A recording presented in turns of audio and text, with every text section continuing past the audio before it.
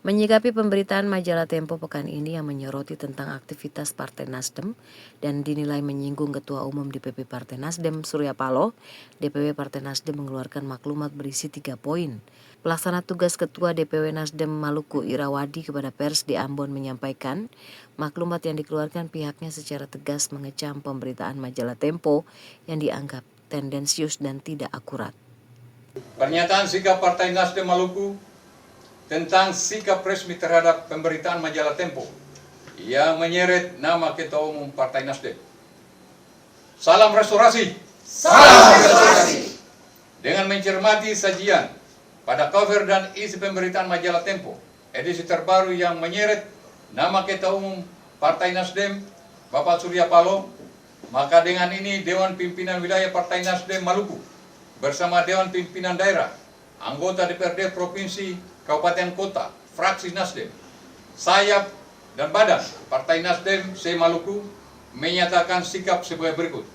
1.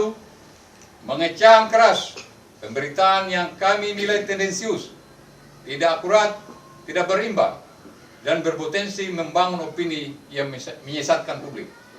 2. Menegaskan kepada majalah Tempo untuk memberikan klarifikasi dan permohonan maaf secara terbuka kepada publik, serta memulihkan nama baik Ketua Umum Partai Nasdem, Bapak Surya Paloh, sebagai seorang negarawan yang konsisten memperjuangkan demokrasi, kebebasan pers, serta nilai-nilai restorasi untuk kemajuan bangsa.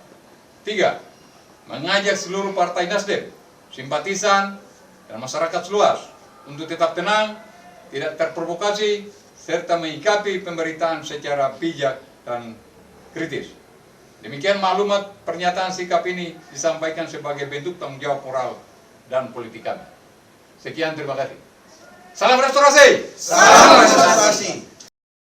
Maklumat yang sama juga telah disuarakan 36 DPW di seluruh Indonesia sebagai dukungan pengurus dan kader Partai Nasdem kepada Ketua Umum DPP Partai Nasdem Surya Paloh yang merupakan seorang negarawan. Boy Nahrum, Jurnal Halo, melaporkan.